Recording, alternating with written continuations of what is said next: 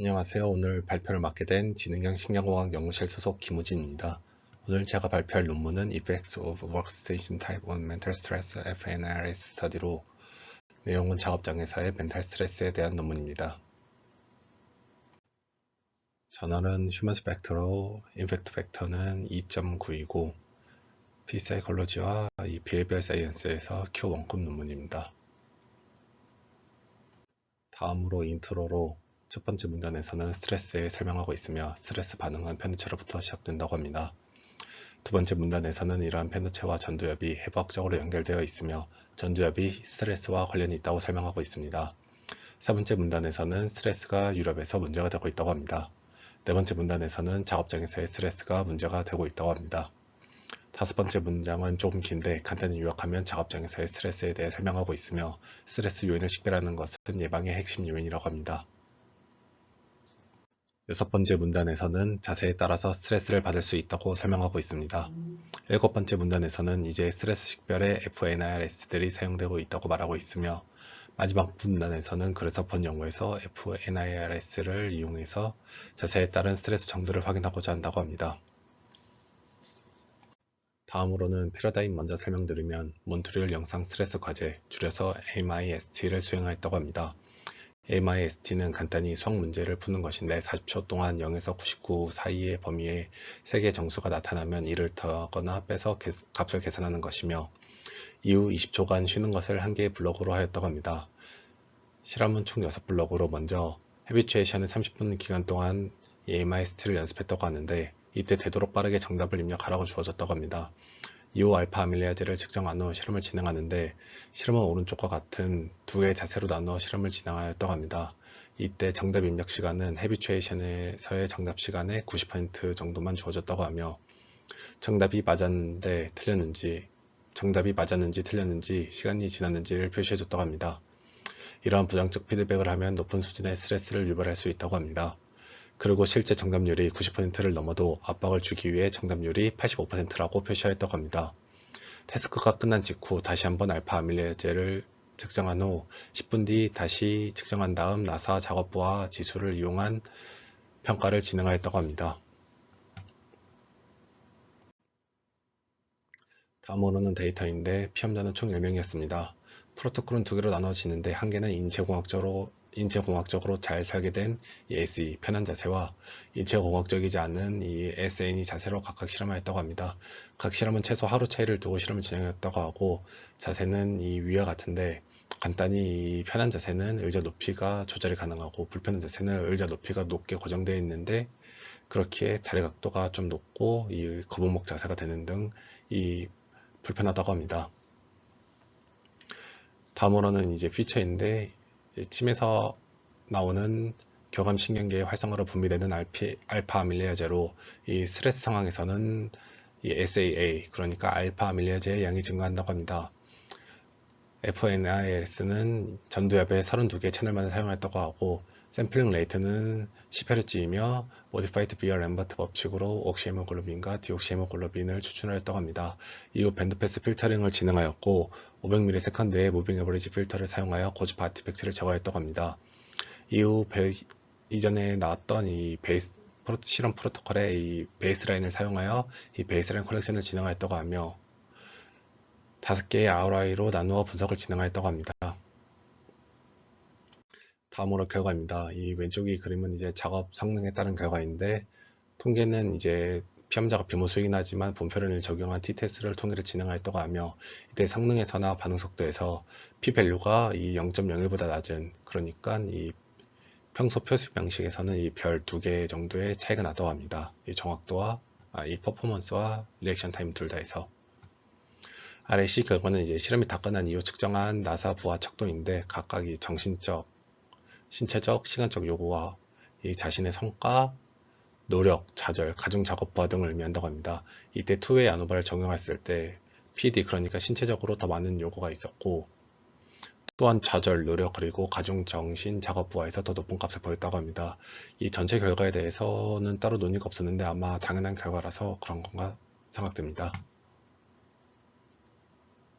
다음으로는 이제 알파 아밀리아제 결과인데 이 실험 직후에서도 유의미한 차이가 이 편한 자세와 불편한 자세 사이에서 유의미한 차이가 나왔고, 이 실험이 끝난 후 20분 뒤, 그러니까 실험 시작 16분 뒤에도 이 편한 자세와 불편한 자세에서 유의미하게 알파 아밀레이제 차이가 났다고 합니다. 다음으로는 이 포토맥 결과인데, 왼쪽 그림은 옥시헤모글로빈 결과로 위의 편한 자세에서의 스트레스 세션에서는 우측 전두엽 외측과 좌측 외측에서 옥시헤모글로빈이 증가했다고 합니다. 20초의 회복 세션에서는 스트레스 세션에서 증가한 대부분에서 감소를 보였지만 우측 끝에 이 옥시헤모글로빈의 농도가 증가했다고 합니다. 불편한 자세에서는 이 스트레스 세션에서는 이제 편한 자세보다 전반적으로 이 옥시헤모글로빈의 감소를 확인하였으며, 이 아래 부분에서는 특히 유의미하게 감소한 부분도 있었다고 합니다. 이러한 감소는 이 회복 세션에서는 대부분의 영역에서 유의미하게 나타났다고 합니다. 그리고 오른쪽 그림은 이제 스트레스와 회복 상태 비교로 이 편한 자세와 이 불편한 자세를 보여주는데, 스트레스와 회복 비교에서는 이 편한 자세와 이 불편한 자세 둘 다 이전에 언급된 영역에서 이 변화를 보였다고 합니다. 이 둘의 차이는 이러한 스트레스 상황보다는 이런 회복에서 더 유의미하게 차이가 났다고 합니다.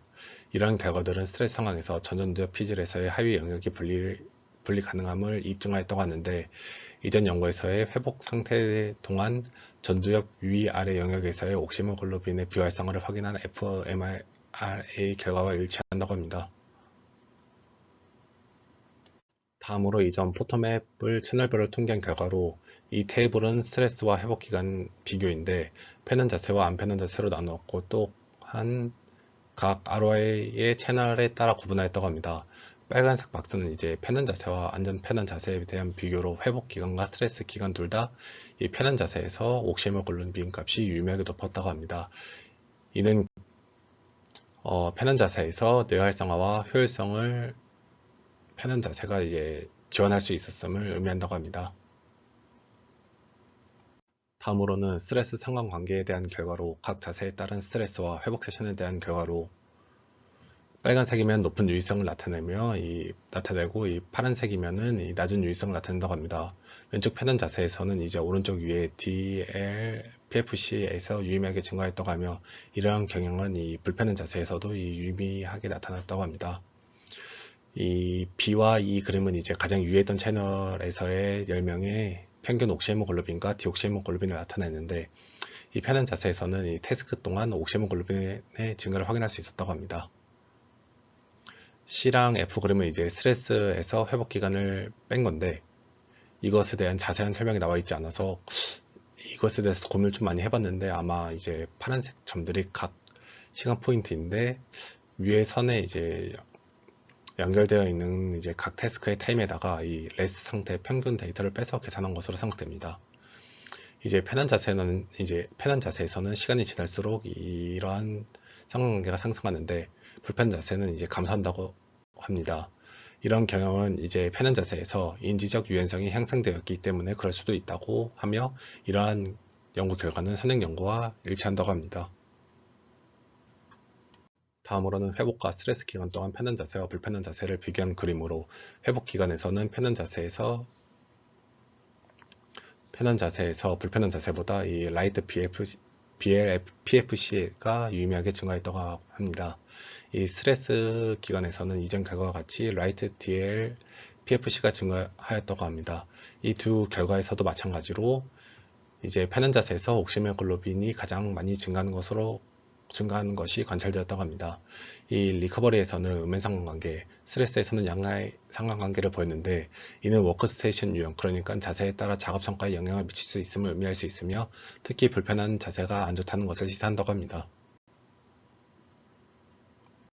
마지막 결과인데, 이제 논문에서는 투웨이 아노바를 진행하여 이 스트레스와 회복 그리고 영역 간의 상관관계 비교를 진행하였는데, 이로 인해서 이제 유의미한 영역을 찾았다고 합니다.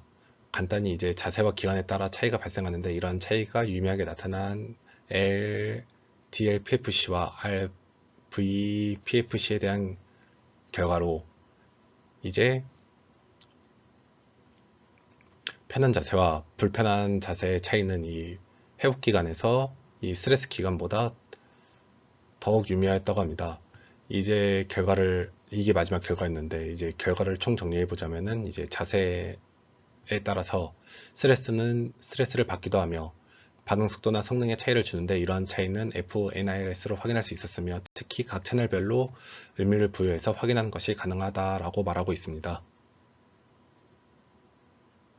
마지막으로 이 논문에서 전체적으로 아쉬웠던 게 설명이 너무 없어 내용이 좀 빈약하였고 결과가 많았는데 이것에 대한 디스커션이 없었던 게 좀 아쉬웠습니다. 그런데 이러한 논문을 고른 이유가 이제 스트레스 관련해서 코르티솔이랑 알파밀리아제가 어떻게 다른지 공부 겸 이 논문을 좀 읽어봤었고, 이전 제가 했던 연구에서는 이제 FNRS를 영역별로 구분하여 이제 비교를 했는데 유의미한 차이가 나지 않아 좀 덮어놨었는데, 굳이 그럴 필요가 없이 각 채널별로 좀 의미를 부여할 수 있다는 게 좀 좋았고, 논문 설명하면서 제가 간단히 언급만 하였는데 실제 스트레스는 전도의 만족 부분들, 그러니까 이 교감신경과 연결되어 있는 부분들이 반응하게 되어 이 스트레스를 받게 되는데, 이렇게 FNRS로 보게 된다면 EEG랑 다르게 이 빛이 안을 통과해서 좀 헤모글로빈 농도를 봐주는 거라서 이 안쪽까지 확인한다는 장점이 있어 이후 연구실에서 이 스트레스 관련 연구를 했을 때 이 FNRS를 다시 한번 이제 고민하기 좋았던 논문 같아서 고르게 되었습니다. 오늘 발표 여기서 마치겠습니다. 감사합니다.